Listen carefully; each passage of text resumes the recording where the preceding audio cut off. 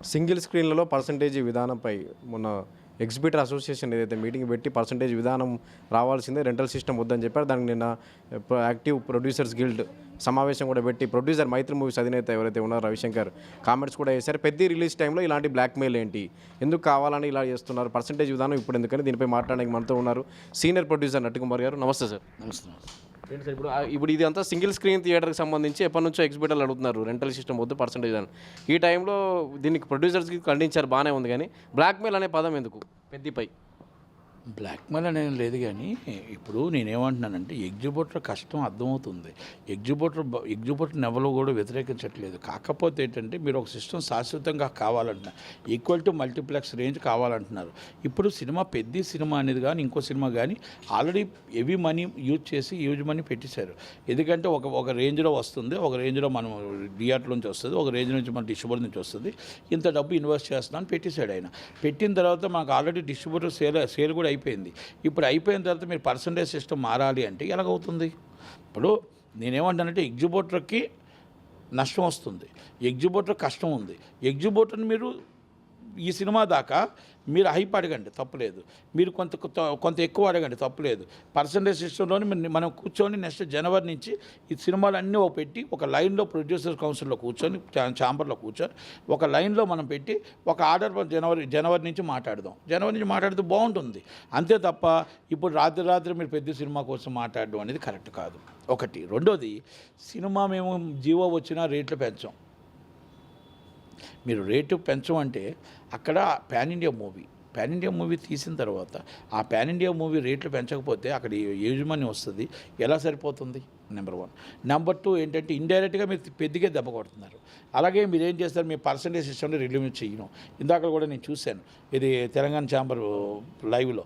అది ఏమంటున్నారు ఆయన, మేము తెలంగాణ అంతా సినిమా ఆపేస్తాం అంటారు, మేము రిలీజ్ చెయ్యం, సినిమా ఆపేస్తాం. అంటే ఒకటి, మీరు సినిమా ఆపే థియేటర్ మీది కాబట్టి ఆపే హక్కు మీకు ఉంది. ఇవ్వాలా వద్దని థియేటర్ ఓనరు, అది cinema owner, producer and distributor ఇవ్వాలా వద్దనేది ఆయన ఇష్టం, సినిమా రిలీజ్ చేయాలో వద్దనేది ఆయన ఇష్టం ఉంటుంది. కానీ నేనేమంటున్నానంటే మీకు మెగా ఫ్యామిలీ వచ్చేటప్పుడే మీకు ఎందుకు ఈ టార్గెట్లు వస్తాయి? మీరు ఖాళీగా ఉన్నప్పుడు ఈ 6 నెలల నుంచి మీరు వచ్చేటప్పుడు కూర్చొని ఛాంబర్లో మాట్లాడి ఒక సిస్టమ్ ప్రకారం చేసుకుంటే అయిపోద్ది కదా.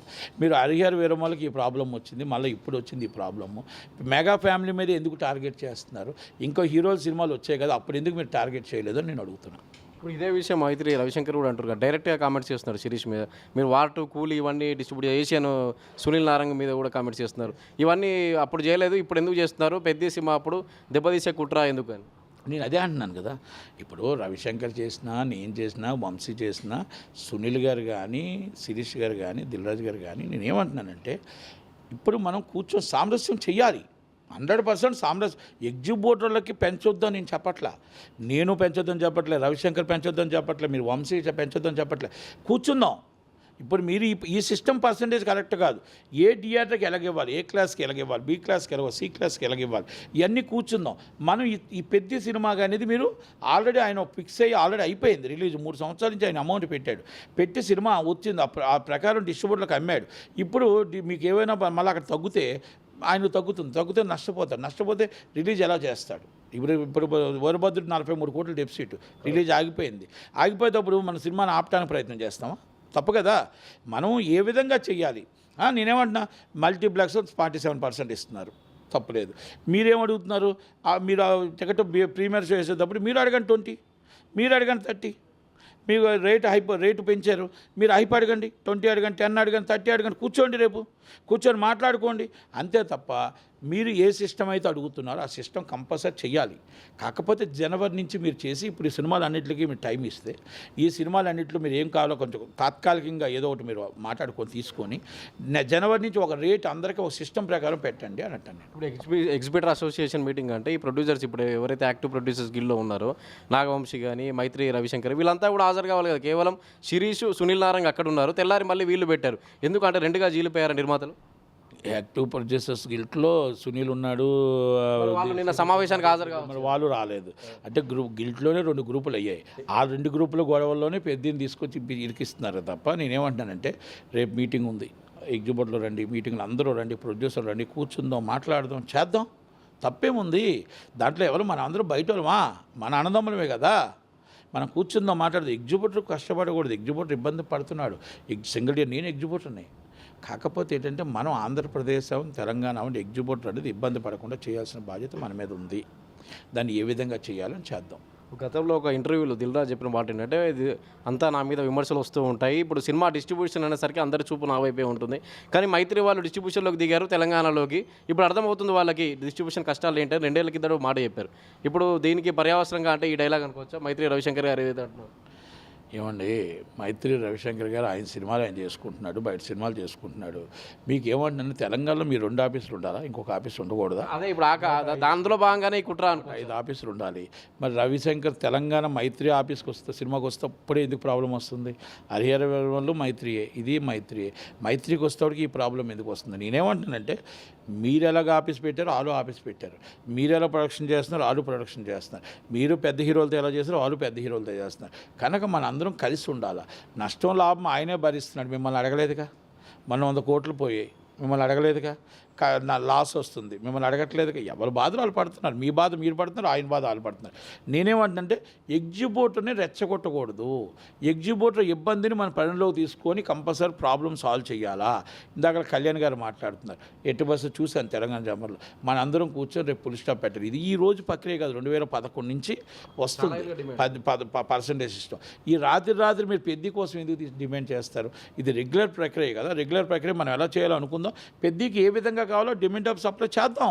ఇప్పుడు సినిమా కంటెంట్ ఇవ్వాలా వద్దు అనేది ప్రొడ్యూసర్ ఇష్టం, సినిమా వేయాలా వద్దు అనేది థియేటర్ వాళ్ళ ఇష్టం. ఇప్పుడు నా థియేటర్ ఉంది, నా థియేటర్లో నాకు సినిమా ఇచ్చారు కాబట్టి నాకు ఆనందం. నాకు ఇవ్వకపోతే పక్కోడికి ఇస్తే నేనేం చేయలేను. ఎవరి ఇష్టం వాళ్ళది. కంటెంట్ ఉన్నవాడు గొప్పవాడు, థియేటర్ ఉన్నవాడు గొప్పవాడు. థియేటర్లో సినిమా వేయాలా లేదనేది ఆయన నిర్ణయం, కంటెంట్ థియేటర్ వేయాలా లేదనేది ప్రొడ్యూసర్ నిర్ణయం, అంతే. మిగతా రాష్ట్రాల్లో పర్సంటేజ్ విధానం నడుస్తుంది, తెలుగు రాష్ట్రాల్లో మాత్రం రెంటల్ సిస్టమ్ అని శిరీష్, అదే ఎవరైతే ప్రొడ్యూసర్ ఉన్నారో శిరీష్ ఆయన కూడా చెప్పారు మన ఎగ్జిబిటర్స్ అసోసియేషన్ సమావేశంలో. మరి నిజంగానే మిగతా రాష్ట్రాల్లో ఇదే పరిస్థితి ఉందా? మరి అన్ని రాష్ట్రాలు ఉన్నాయి కదా. మరి ఇన్ని సంవత్సరాలు మీరేం చేస్తున్నారు? మీరేగా పెద్దలు. మరి దిల్రాజు గారే కదా పెద్దలు 2015 సంవత్సరాల నుంచి. మరి ఆయన ఎందుకు మరి ముందు లీడ్ తీసుకోలే? మరి ఆయన ఎందుకు ఆయన సినిమాలో లీడ్ తీసుకోలే? మరి ఎందుకు ఆయన సినిమాలో రేట్లు పెంచాడు? మరి ఎందుకు అంటే ఇవన్నీ మనం ఏమంటే నిన్నటి దాకా మాట్లాడుకోకూడదు, కానీ అన్ని దిక్కుల పర్సంటేజ్లు ఉన్నాయి, మనం తీసుకో మన తప్పు కదా, మన వైఫల్యం కదా. ఇప్పుడు మీరు అన్నారు కదా, దాన్ని టైం తీసుకొని ఎలా చేయాలి ఏంటని చేద్దాం, కంపల్సరీ చేయాలి, చేసి తీరాలి. పర్సంటేజ్ సిస్టమ్, ఆ పర్సంటేజ్ సిస్టమ్ కాబట్టి ఒక్కొక్క థియేటర్కి ఒక్కొక్కలాగా ఉంటుంది. ఆ ప్రేక్షకుడికి రెవెన్యూ బట్టి పర్సంటేజ్ ఇస్తారు, ఆ రెవెన్యూ బట్టి ఉంటుంది పర్సంటేజ్. ఇప్పుడు పెద్దలు ఇంతకు ముందు ఉండేటప్పుడు 1 షో ఫుల్ అని ఉండేది. మన కలెక్షన్ కానీ 1 షో ఫుల్ లేకపోతే ఆటోమేటిక్గా సినిమా తీసివచ్చు గ్రాస్. ఇవన్నీ ఒక రూల్స్ ఉన్నాయి. అప్పట్లో రూల్స్ పెద్దలు పెట్టిన రూల్స్, ఇప్పుడు కొత్త రూల్స్ పెట్టండి, మీరు కొత్త రూల్స్ మాట్లాడండి. కానీ నేను ఇంకో మాట చెప్తున్నా, పెద్ది అనే సినిమాని ఆపాలి అనుకోవడం మీ వల్ల మీ తరం కూడా కాదు. పెద్ది అనే సినిమా 3వ తారీఖు నైట్ ప్రీమియర్ షోస్ పడుతుంది, ప్రపంచం అంతా పడుతుంది. ఎవరైతే మేము ఆపుతామని చెప్పిన వాళ్ళు ముందెళ్ళి ఆలే అగ్రిమెంట్లు చేస్తారు. తెలంగాణ ఛాంబర్ నుంచి వాళ్ళు చెప్పినారు, కానీ మొత్తం థియేటర్ తెలంగాణ ఆపేస్తామని ఆపగలుగుతారా? వేయడం మానేస్తారా? జనవరిలో రెంట్లు వచ్చాయి, ఇప్పుడు దాకా రెంట్లు లేవు, థియేటర్లు ఇబ్బందులు పడుతున్నాం, కష్టాలు పడుతున్నాం. థియేటర్ని ప్రేమించే కదా మేము కోట్లు వచ్చినా కూడా గోడౌన్కి ఇవ్వట్లేదు, కోట్లు వచ్చినా కనుమనపంకి ఇవ్వట్లేదు. మాకు థియేటర్ అంటే ప్రేమ, థియేటర్ అంటే ఒక ఫ్యాషన్. ఆ ఫ్యాషన్ వదులుకుంటామా? కనుక పెద్ద సినిమా వేయకుండా మానేస్తామా? వదిలేస్తామా? కాదు కదా. ఎందుకు మనం మాటలు మేము వెయ్యం ఇవన్నీ అవ్వదు, ఇది జరగని పని. రామ్ చరణ్ గారి సినిమా ఆపడము ఎవరి తరము కాదు. సినిమా రిలీజ్ అవుతుంది, పండగ వాతావరణంలో బిగ్ బ్లాక్ బాస్టర్ హిట్, మళ్ళీ 5 వారాలు రెంట్ వస్తుంది, ఎగ్జిబిటర్ హ్యాపీగా ఉంటాడు, అందరూ అన్నదమ్ములవే. కారణాలు వేరే ఉండొచ్చు, కానీ ఏడాది కాలంగా హరిహర వీరమ్మల విషయంలో అది ఆర్థిక ఇబ్బందులు అయి ఉండొచ్చు, ఏదో థియేటర్లో సమస్య కావచ్చు, లేట్ అయిపోయింది. అఖండ విషయంలో అయితే 2 రోజుల గ్యాప్ తర్వాత సినిమా పడింది. ఇప్పుడు పెద్ద విషయానికి వస్తే ఎందుకు టాలీవుడ్ సినిమాల బడా హీరోల సినిమాలకు ఇబ్బంది? ఏది ఇబ్బంది లేదండి. పెద్ద అఖండ సినిమా అనేది ఫైనాన్స్ ప్రాబ్లము, ఆర్థిక ఇబ్బందులు. హరిహర వీరమ్మల్లో ఆర్థిక ఇబ్బందులు ఉన్న మొత్తం హీరో గారు పెట్టుకున్నారు. హీరో గారి దగ్గరుండి ఒక షో కూడా మిస్ కాకుండా రిలీజ్ చేశాడు. ఇప్పుడు ఈ సినిమాకి ఏ ఇబ్బందులు లేవు, ఏ ఆర్థిక ఇబ్బందులు లేవు, ఏ సినిమాలకి అడ్డంగా ఫ్యామిలీ సినిమా అని ఒక టార్గెట్ చేశారు. చెప్తున్నాను కదా, ఇప్పుడు ఎంతోమంది ఎన్ని చేసినా అరిచేతిలో సూర్యుడిని ఆపలేరు, మెగా ఫ్యామిలీ హిట్స్ ఆపలేరు. మెగా ఫ్యామిలీని ఎవరు టార్గెట్ చేసినా కూడా వాళ్ళు భస్మైపోవడం తప్ప ఏముండదు. చిరంజీవి గారు అందరివాడు, మంచివాడు, అందరు 10 మంది బాగుండాలనుకునేవాడు. ఆయన శత్రువును కూడా మిత్రులా భావించే వ్యక్తి కనుక ఆయన మంచితనమే శ్రీరామ రక్ష. అందుకే హనుమంతుడు ఎప్పుడూ ఆయనకు అండగా ఉంటాడు, దేవుడు ఎప్పుడూ కూడా ఆయనకు ఆశీస్సులు ఉంటాయి. కనుక ఈ సినిమా ఓనర్ సైన్యం అంటే ఆయన అభిమానులే ఈ సినిమాకి శ్రీరామ రక్ష. కనుక ఈ సినిమాని ఆపే ధైర్యం, ఆపే దమ్ము ఎవరికి లేదు. మీరు 3వ తారీఖు నాడు ప్రీమియర్ షో, 4వ తారీఖు పండగ వాతావరణం, బ్లాక్ బాస్టర్ హిట్ మీరు చూసుకోండి. ఇది పబ్లిసిటీ కాదు, పబ్లిసిటీ అవసరం కూడా లేదు. పబ్లిసిటీ ఆరోపణ వస్తుంది, కావాలని బ్లాక్మెయిల్ అనే పదం వాడారు. పబ్లిసిటీ ఎందుకండి? పబ్లిసిటీ దేనికండి? అంటే మాకు పెద్ద సినిమా రిలీజ్ అప్పుడు మమ్మల్ని ఎందుకు బ్లాక్మెయిల్ చేస్తున్నారని చెప్పి పబ్లిసిటీ. రామ్ చరణ్ గారు సినిమా ఎప్పుడు వస్తుందో ప్రేక్షకులకు తెలుసు. ప్రేక్షకుడు సినిమా చూడటానికి అన్నీ ముందే ప్రిపేర్ అయ్యి ఉన్నాడు. 2 సార్లు వాయిదా పడింది షూటింగ్ కోసం, వాయిదా పడింది మీ వర్క్ కోసం, వాయిదా పడింది మొత్తం టోటల్గా కంటెంట్ బాగా చేయాలి, బాగా రావాలని కంటెంట్ కోసం. సినిమా షూటింగ్ అయిపోయింది. జూన్ 4వ తారీఖు సినిమా వస్తుంది, జూన్ 3 నైట్ వస్తుంది. ఈ సినిమా ఆపడం ఎవరి తరం కాదు, biggest hit. Thank you very much. Thank you. ఒక్కటి ప్రశ్న, దాసరి నారాయణరావు గారు ఉన్న సమయంలో దర్శకులు కానీ నిర్మాతల మధ్య కానీ ఒక స్నేహపూర్వక వాతావరణం, ఇండస్ట్రీ పెద్ద అని. ఇప్పుడు ఏకంగా నిర్మాతలు ఒక ఏషియన్ సునీల్ నారంగి ఇవాళ నాగవంశీ చేసిన కామెంట్స్ కానీ, ఆ అద్దాలు పెట్టి చష్మా పెట్టుకుంటాడు అద్దాలు అని చెప్పి, నిన్న నాగవంశీ చేసిన కామెంట్స్ కానీ 300 స్క్రీన్లు ఉన్నాయి మీకు, మీరు ఇలా చేస్తారేంటండి అంటే ఇవాళ కౌంటర్ ఇచ్చారని. అంటే నిర్మాతల మధ్య ఇలాంటి కామెంట్స్ ఇండస్ట్రీలో ఎలాంటి వాతావరణం? ఏమండి, దాసనారాయణరావు గారు అన్న ఆయన లెజెండ్. ఆయన వెళ్ళిపోయిన తర్వాత ఆయన లోటు అయితే ఉంది. ఇప్పుడు ఎవరి యుగోలాలు ఉంటాయండి.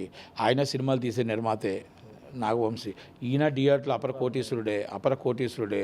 మొత్తం ఎక్కడ దొరికినా మల్టీప్లెక్స్ కట్టేస్తూనే ఉంటాడు, పెరుగుతూనే ఉన్నాయి, వెళ్ళిపోతున్నాయి. ఏసియన్ అని ఒక బ్రాండ్ అంబాసిడర్ ఆయన. ఇప్పుడు ఏసియన్ అంబాసిడర్ మొత్తం ఇండియా మొత్తం టోటల్గా ఆయన ఎక్కడంటే ఇండియాలో మొత్తం కట్టాలని చూస్తున్నాడు. బెంగళూరులో కట్టాడు, ఇక్కడ కట్టాడు, వైజాగ్లో కడుతున్నాడు.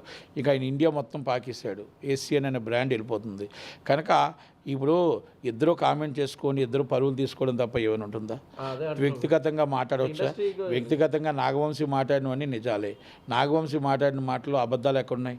నాగవంశీని టార్గెట్ చేయడం సునీల్ది తప్పు కదా. వ్యక్తిగత ఇష్యూస్ బేస్డ్ మాట్లాడుకుందాం. ఇప్పుడు కూడా నేను ఇన్ని మాట్లాడినా మీకు ఇష్యూస్ బేస్డ్ మాట్లాడా. పర్సనల్గా ఎవరు అటాక్, ఎందుకంటే ఇష్యూస్ బేస్డ్ అండి. ఎప్పుడు కూడా మన ఇష్యూ బేస్డ్ మాట్లాడుకోవాలి తప్ప పర్సనల్ అటాక్ చేయకూడదు. ఎందుకంటే పర్సనల్ అటాక్ చేస్తే ఆయన మేమే చేస్తే మీ వయసుకి నేనేమన్నంటే నాగవంశీ కుర్రాడు, మీ వయసు ఎంత? తప్పు, ఇది రాంగ్ 100% ఆయన తెలుసుకోగలగాలి ఈయన సునీల్. ఎందుకంటే తప్పు. సునీల్ నాకు ఫ్రెండే, నాగవంశీ నాకు ఫ్రెండ్, ఇద్దరు ఫ్రెండ్సే. కానీ ఇష్యూస్ బేస్డే ఉండాలి తప్ప ఇలాగ వ్యక్తిగత దోషానికి వెళ్ళకూడదు. Okay sir, thank you sir.